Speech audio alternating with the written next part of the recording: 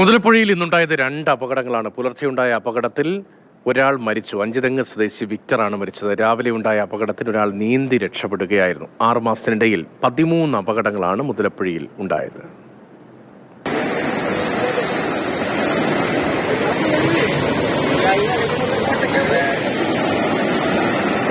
അപകടങ്ങളുടെ ചിത്രങ്ങൾ സമാനമാണ്. ഇത്തവണ ജീവൻ നഷ്ടമായത് അഞ്ചുതെങ്ങ് സ്വദേശി വിക്ടറിന്. പുലർച്ചെ 1:30-ക്കാണ് വിക്ടർ സഞ്ചരിച്ച വള്ളം ശക്തമായ തിരയിൽപ്പെട്ട് മറിഞ്ഞത്. വള്ളത്തിലുണ്ടായിരുന്ന 3 പേർ നീന്തി രക്ഷപ്പെട്ടു.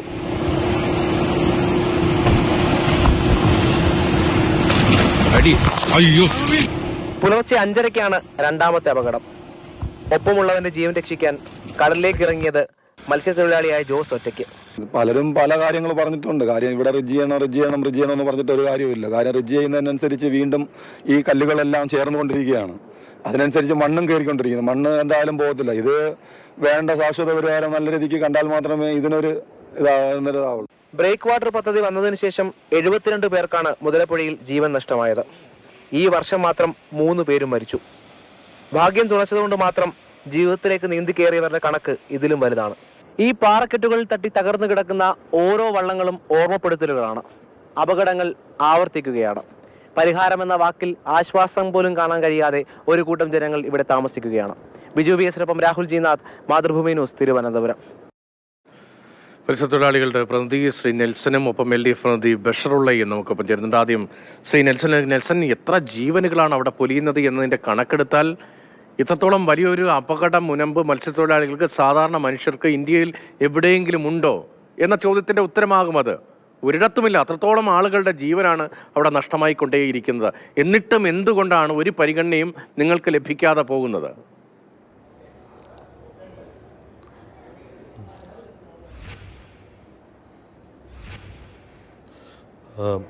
അത് ഈ കാലാകാലം മാറി മാറി വരുന്ന മന്ത്രിസഭകൾ ഇന്നതുവരെയും ഈ മുതലപ്പുഴയുടെ ഒരു ശാശ്വതമായ പരിഹാരത്തിന് വേണ്ടിയുള്ള ഒരു നടപടി സ്വീകരിച്ചില്ല എന്ന് തന്നെ പറയാം. ഇപ്പോൾ ഈ ഏതാണ്ട് കഴിഞ്ഞ 5 വർഷം ഭരിച്ച ഗവൺമെൻറ്റും ഇപ്പോൾ അതേ ഗവൺമെൻറ് രണ്ടാം ഭരണത്തിൽ വന്നിട്ട് പോലും ഈ നേരത്തെ പറഞ്ഞ പല വാഗ്ദാനങ്ങളും നടപ്പിലാക്കാതെ ഇപ്പോഴും ആ പഴയ സ്ഥിതിയിൽ തന്നെയാണ് തുടർന്നുകൊണ്ടിരിക്കുന്നത്. മരണങ്ങൾ ഇങ്ങനെ തുടർക്കഥയായി വന്നുകൊണ്ടിരിക്കുന്നു.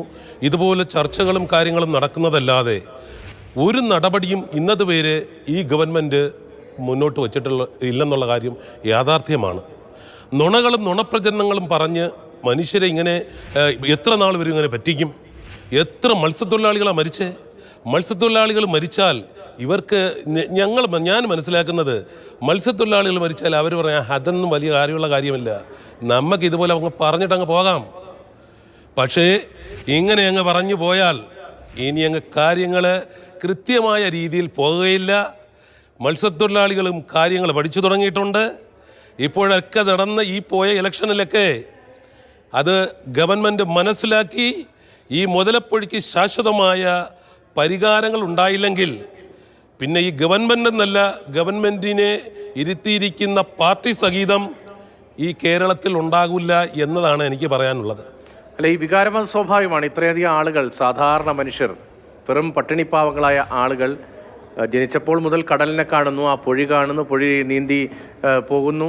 അങ്ങനെ വലിയ അപകടങ്ങളില്ലാത്ത ഒരു സാഹചര്യത്തിന് അപ്പുറത്തേക്ക് വന്നപ്പോൾ വീണ്ടും വലിയ അപകടങ്ങളുടെ നിരയായി ഒരുപാട് ആളുകൾക്ക് ജീവൻ നഷ്ടമാകുന്നു, പല കുടുംബങ്ങളുടെയും ആശ്രയമില്ലാതാകുന്നു. നിങ്ങളുടെ വികാരങ്ങൾ സ്വാഭാവികമാണ്. ഇപ്പോൾ ഏതെങ്കിലും തരത്തിലുള്ള ഒരു ഇടപെടലിന് സാധ്യതയുണ്ട് എന്ന പ്രതീക്ഷ നിങ്ങൾക്കുണ്ടോ? ഇപ്പോൾ പല ഘട്ടങ്ങളിൽ അവിടെ ഫിഷറീസ് മന്ത്രി അടക്കമുള്ള ആളുകൾ വന്നു.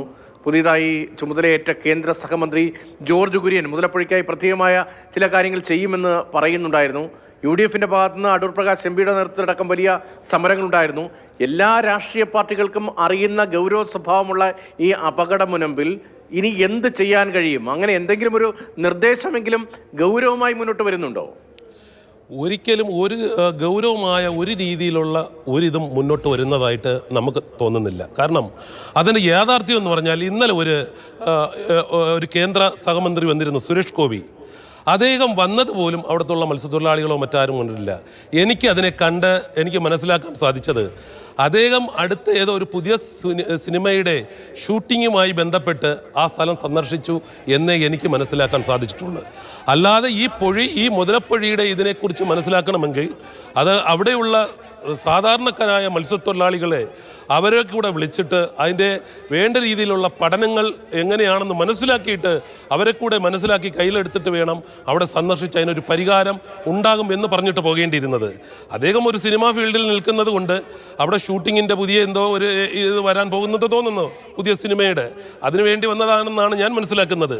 ഇതുപോലെ പല മന്ത്രിമാരും പല MLA മാരും അവിടെ വന്ന് പല വാഗ്ദാനങ്ങളും പറഞ്ഞിട്ട് പോകുന്നതല്ലാതെ മത്സ്യത്തൊഴിലാളികൾക്ക് അപകടമില്ലാതെ ഇന്നതുവരെ ആ മുതലപ്പൊഴി ഹാർബറിലൂടെ കടലോട്ട് മത്സ്യം പിടിക്കാൻ പോകുന്നതിന് വേണ്ടുള്ള ഒരു നടപടികളും ഈ ഗവൺമെൻറ് എടുക്കുന്നില്ല എന്നുള്ള കാര്യം വലിയ ഉറപ്പായിട്ട് പറയാം. ഇനിയും അവരെടുക്കത്തില്ല. കഴിഞ്ഞ വർഷവും ഇതുപോലെ 4 പേര് മരിച്ചപ്പോൾ ഞങ്ങൾ സമരവുമായി മുന്നോട്ട് പോയിരുന്നു. അന്ന് വഴി എന്താ പറഞ്ഞേ, ഇവർ നിസ്സാരമായ 7 കാര്യങ്ങൾ ഇവരവിടെ അന്ന് നിരത്തി വെച്ചു. ഒരു കാര്യം പോലും ഇവർ നടത്തിയ ഒരു കാര്യം അവർ പറയട്ടെ. അവരെ പ്രതിനിധീകരിച്ച് ആരെങ്കിലും ഉണ്ടെങ്കിൽ അവർ പറയട്ടെ. ഇത് വെല്ലുവിളിയായിട്ട് തന്നെ ഏറ്റെടുക്കുക. ഞാൻ മത്സ്യം പിടിക്കാൻ പോകുന്ന വ്യക്തിയാണ്, ഞാൻ കടലിൽ പണി ചെയ്യുന്ന വ്യക്തിയാണ്. മത്സ്യത്തൊഴിലാളിയുടെ വേദന എനിക്കേ അറിയാവൂ. ഞങ്ങൾക്കറിയാം, ഞങ്ങളുടെ മത്സ്യം പിടിക്കാൻ പോയില്ലെങ്കിൽ, ഞങ്ങൾ കടലിൽ ജോലിക്ക് പോയില്ലെങ്കിൽ ഞങ്ങളെ കുടുംബം പട്ടിണിയാണ്. ഇവർ തരുമോ? ഇവരെ കൊണ്ട് തരാൻ പറ്റുമോ? ഇവർ പറയുന്ന ദിവസങ്ങളിലെല്ലാം ഞങ്ങൾ കടലിൽ പോകാതെ ഞങ്ങൾ വീടുകളിൽ കിടക്കുന്നുണ്ട്. അന്നുവരെ ഇവർ ഒരു ഫണ്ട് പോലും ഞങ്ങൾക്ക് തരുന്നില്ല. അങ്ങനെയുള്ളവർ ഇനി അവിടെ എന്തുണ്ടാക്കാനാ? ഇതുപോലെ ഇനിയിപ്പോൾ ഈ ജൂൺ, ജൂലൈ, ഓഗസ്റ്റ് മാസം വരെ അവിടെ വലിയ കടൽ തിരകളും തിരമാലകളും മണ്ണടിയലൊക്കെ ഉണ്ടാകും. അന്നൊക്കെ ഇതുപോലെ വന്ന് കുറേ മരണങ്ങൾ സംഭവിക്കുമ്പോൾ കുറേ പേര് മുതലപ്പൊഴി സന്ദർശിക്കും, കുറേ വാഗ്ദാനങ്ങൾ പറയും, മറ്റുള്ളവരുടെ വാടപ്പിക്കും. അങ്ങനെ പോകുന്നതല്ലാതെ ഇതിനൊരു പരിഹാരമുണ്ടാകുമെന്ന് ഇന്നും വിശ്വസിക്കുന്നില്ല.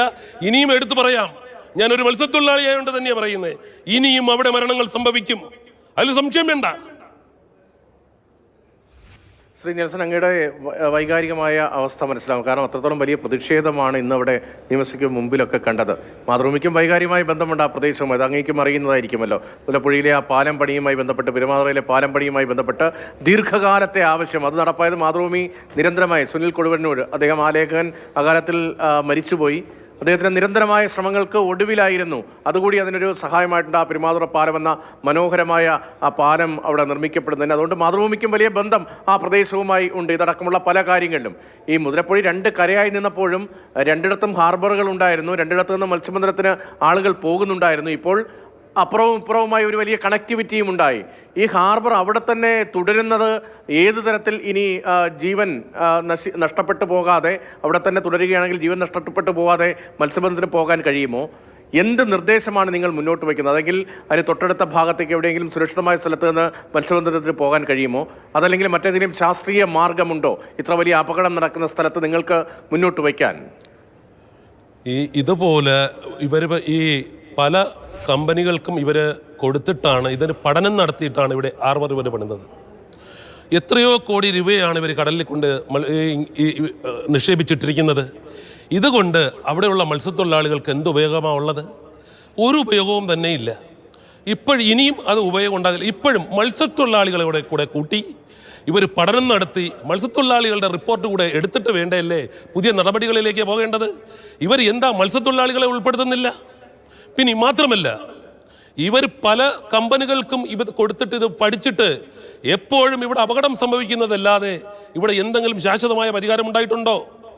മത്സ്യത്തൊഴിലാളികളെ കൂടെ ഉൾപ്പെടുത്തി ഈ മേഖലയിൽ ഉണ്ടാകുന്ന ഈ പ്രശ്നങ്ങൾക്ക് ശാശ്വത പരിഹാരം ഉണ്ടാകണമെങ്കിൽ ഉറപ്പായും ഇന്ന് എടുത്തു പറയാം, ഇവിടുത്തെ ശാസ്ത്രജ്ഞന്മാരെക്കാട്ടി വലിയ ശാസ്ത്രജ്ഞന്മാരാണ് കടലിലെ മുക്കുവന്മാർ. അത് നിങ്ങൾ മനസ്സിലാക്കണം. ഇന്ന് ഇവർ ശാസ്ത്രജ്ഞന്മാർ പറയും ഇന്ന് മഴ പെയ്യും, കാറ്റ് വരും, നിങ്ങൾ പണിക്ക് പോകരുതെന്ന്. എന്നാൽ കടലിലെ ശാസ്ത്രജ്ഞന്മാർ ഞങ്ങൾ കടലിലെ മേഘം നോക്കിയിട്ട് പറയും, കടപ്പുറത്തിറങ്ങിയിട്ട് മേഘവും കാറ്റിൻ്റെ ദിശയൊക്കെ നോക്കിയിട്ട് പറയും എന്ന് മഴ വരും, എന്ന് കാറ്റ് വരും, എപ്പോഴും പോകണ്ടെന്ന്. അത് ഞങ്ങൾക്കറിയാം. അതുപോലെ തന്നെയാണ് കടലിൻ്റെ ഓരോ തിരമാലകളും എപ്പോഴും വരുമെന്നും ഇല്ലാതാകുമെന്നും എപ്പോഴും കോളുണ്ടാകില്ലെന്നും ഞങ്ങൾക്കറിയാം. തെക്കിൽ നിന്നും കടക്കോട്ട് എപ്പോഴാണ് കാറ്റ്, ഏത് കാറ്റാണ് വരുന്നതെന്നും, വടക്ക് നിന്നും തെക്കോട്ട് ഏത് കാറ്റാണ് അടിക്കുന്നതെന്നും, കിഴക്ക് നിന്ന് പടിഞ്ഞാറോട്ട് ഏത് കാറ്റാണ് അടിക്കുന്നതെന്നും, പടിഞ്ഞാറ് നിന്നും കിഴക്കോട്ട് ഏത് കാറ്റാണ് അടിക്കുന്നതെന്നും ഞങ്ങൾക്കറിയാം. ഏത് രൂപത്തിലും ഭാവത്തിലും കടലിൻ്റെ ദിശ ഞങ്ങൾക്കറിയാൻ സാധിക്കും. അപ്പം ഞങ്ങളെ കൂടെ ഉൾപ്പെടുത്തിയിട്ടല്ലേ ഇവര് കമ്പനികൾ ഈ പഠനം നടത്തുമ്പോൾ ആ ഇതിൽ ഞങ്ങളുടെ മത്സ്യത്തൊഴിലാളികളുടെ ഇതുള്ള അറിവുള്ള മത്സ്യത്തൊഴിലാളികളെ കൂടെ അതിൽ ഉൾപ്പെടുത്തി വേണ്ടേ അതിന് പരിഹാരം. അത് വളരെ പ്രധാനപ്പെട്ടത്. ശ്രീ ബഷറുള്ള, താങ്കൾ LDF-ന്റെ ഭാഗമായി പ്രവർത്തിക്കുന്ന ആളാണല്ലോ, ഈ പ്രദേശക്കാരനാണ് എന്ന് ഞാൻ മനസ്സിലാക്കുന്നു. അപ്പോൾ കുറെ കൂടി കാര്യങ്ങൾ ഒരു രാഷ്ട്രീയക്കാരൻ എന്നതിലുപരി ആ പ്രദേശത്തിന്റെ സാഹചര്യത്തിൽ കുറെ കൂടി കാര്യങ്ങൾ അറിയാമായിരിക്കും. ഈ മത്സ്യത്തൊഴിലാളികൾക്ക് ഒരു റോളുമില്ലേ? അവിടുത്തെ അപകടം എങ്ങനെ ഒഴിവാക്കാം എന്നതിനെക്കുറിച്ച് പഠിക്കുന്ന സംവിധാനങ്ങളിലും സമിതികളിലുമൊന്നും ഈ വാഗ്ദാനമല്ലാതെ ഈ പ്രശ്നത്തിന് ശാശ്വതമായ ഒരു പരിഹാരം വേണ്ടേ? ഇനിയും എത്ര പേർ മരിക്കണം? തീർച്ചയായും ഈ മരണപ്പെട്ട മത്സ്യത്തൊഴിലാളികളുടെ കുടുംബത്തിന്റെ വേദനയോടൊപ്പം അവരുടെ വേദനയിൽ നമ്മൾ പങ്കുചേരുന്നു. ഞാൻ ഈ പ്രദേശവാസിയാണ്. നിരന്തരം അപകടങ്ങളിൽ അവിടെ പലപ്പോഴും ഉണ്ടാകുന്ന ഒരാളാണ്.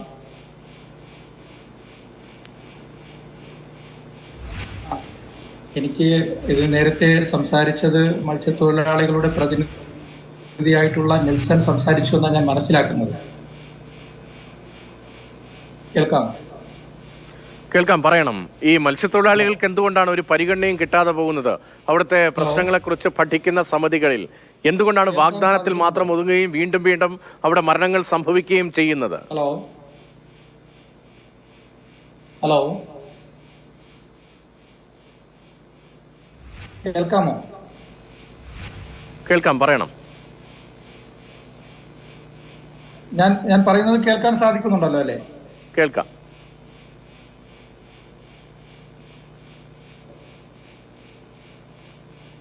ഞാൻ മനസ്സിലാക്കുന്നത് ഇവിടെ ഈ അപകടങ്ങളുടെ തോത് വർദ്ധിക്കാനുണ്ടാകുന്ന ഒരു കാരണമായി ഞാൻ മനസ്സിലാക്കുന്നത് പലപ്പോഴും സർക്കാർ നൽകുന്ന മുന്നറിയിപ്പുകൾ, ഈ കാലാവസ്ഥാ മുന്നറിയിപ്പുകളെ പൂർണ്ണമായും അവഗണിക്കുന്ന ഒരു സാഹചര്യം നിലവിലുണ്ട്.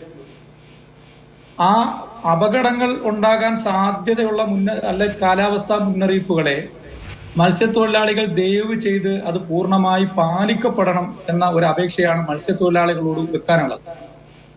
മുതലപ്പൊഴി അതിന്റെ നിർമ്മാണ ഘട്ടത്തിൽ തന്നെ അതിന്റെ ചില അപാകതകൾ ഈ നിർമ്മാണ ഘട്ടത്തിൽ ഉണ്ടായിട്ടുണ്ട് എന്നുള്ളതൊരു യാഥാർത്ഥ്യമാണ്.